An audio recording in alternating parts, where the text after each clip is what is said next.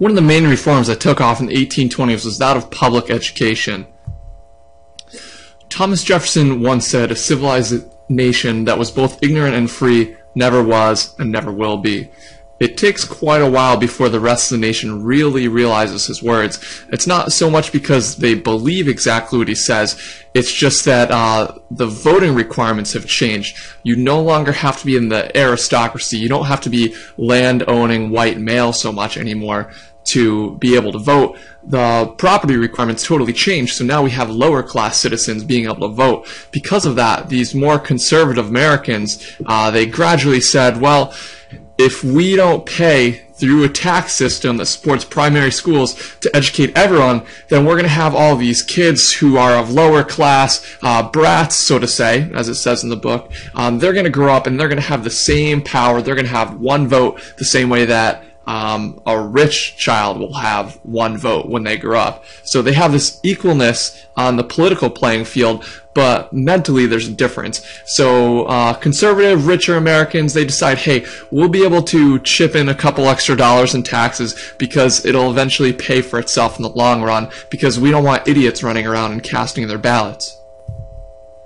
But of course, just like in industry, in education, the South is lagging behind, and it takes quite a while before they actually catch up and agree to have a tax-supported public education system.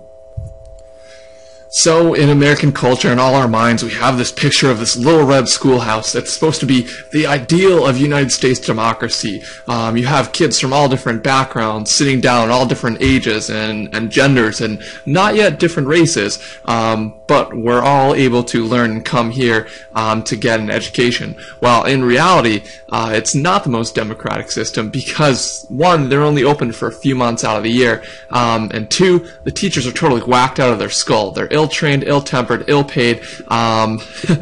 They have more interest in getting out a hickory switch and beating kids with it than they actually do teaching them.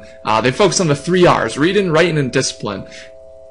Oh, not discipline, but that sneaks through in this hidden curriculum they have. So reading, writing, and arithmetic are really the 3 R's that they focus on. Unfortunately, teachers are not too smart themselves. It's pretty much fact that teachers would only be a little bit smarter than maybe their oldest pupil in class. Well, there's a couple of reformers who come in and pave the way for everyone else and try to change the way that education is operating. First of all is Horace Mann. He's known as the father of modern education, so pretty important guy. Actually, my insurance company for teachers is named after Horace Mann, and he's looking for better schools, higher pay for teacher, more curriculum beyond the 3 R's, and this catches on and becomes actually pretty popular. Even though education is kind of an expensive luxury, there's not too many schools, people start agreeing with Horace Mann, and this movement really catches steam. Noah Webster also comes along and he says, hey, if you expect these kids to learn, you got to make a little bit better quality textbooks. So we start to compile things like reading lessons, and we use patriotism. Yes. So now there's a hidden lesson in the lesson. Not only are you teaching the kids to read, but you're teaching them to love their country as well. Noah Webster, most famously known for the 20 years of his life he devoted to making a dictionary where we could have a standardized language of English. So you wouldn't have anyone like Andrew Jackson spelling the same word 2 different times, 2 different ways within the same exact sentence. Now we could look in the dictionary and we'll see the standard accepted practice of how the word is actually spelled. Interestingly enough, Noah Webster is buried in New Haven, Connecticut. So here he is, Horace Mann, the myth, the legend, the father of American education himself. He thought that children were clay in the hands of teachers, and they just needed to be molded into the state of perfection. And that was really the role of the teachers. So in order to do that, we needed more qualified professionals who could, who were up for that task and who actually had the intelligence to be able to mold these kids into a state of perfection. And he thought you should really take more of a nurturing approach to it.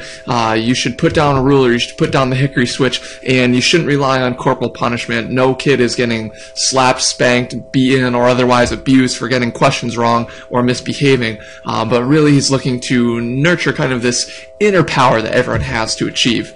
And he's establishing, most importantly, state teacher training programs. So this system still exists today where each state gets to set the standard of education and decide their teacher training standards. Originally thought of by Horace Mann way back when. So Noah Webster has this idea of reading lessons that will increase patriotism. Really, who takes off with that is a man from Ohio by the name of William McGuffey, best known for the part of his name that's attached to his famous readers, McGuffey Readers. He is not only using American values, but he's using religious, because those match up with moral ideas. He's using those in lessons in his books to teach what true Americans should be like. Now his readings teach discipline and order and morality, and you get the 3 R's in it: reading, writing, arithmetic, but you also get these hidden lessons too. Be frugal, save your money, work hard, always strive to be the best that you could be, and remain sober. In this reform movement time, remember, temperance is one of the main issues. Now, not only was primary education important, but also what happens once kids graduate high school? What do they do for careers? We start moving away from this idea of labor and farming, and we're starting to move into more factory work with the industrialization that's in the north. So we need kids to actually be smarter. So these colleges that come out of the first Great Awakening that are set up in the Northeast, after the second Great Awakening, they start to spread to the South and the West. The problem is, though, that there's still really a narrow curriculum that's being taught. We're still stuck in the classics, in Latin and Greek, math and moral philosophy. The states are slowly starting to catch on. University of North Carolina and Thomas Jefferson's baby, University of Virginia, which he used to watch out of a telescope being built from his estate at Monticello, these start to take off, and they start to teach some really progressive things.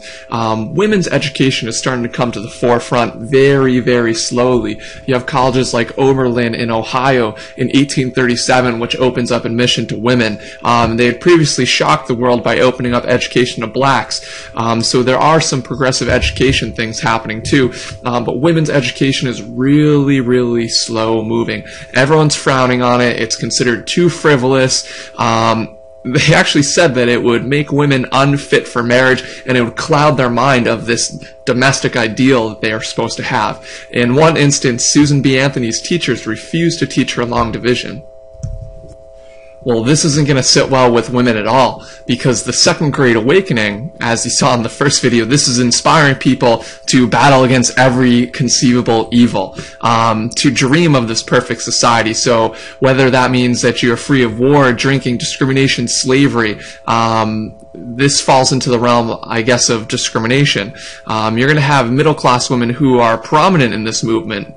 Without women, these reforms would not have happened. Absolutely not, without a doubt.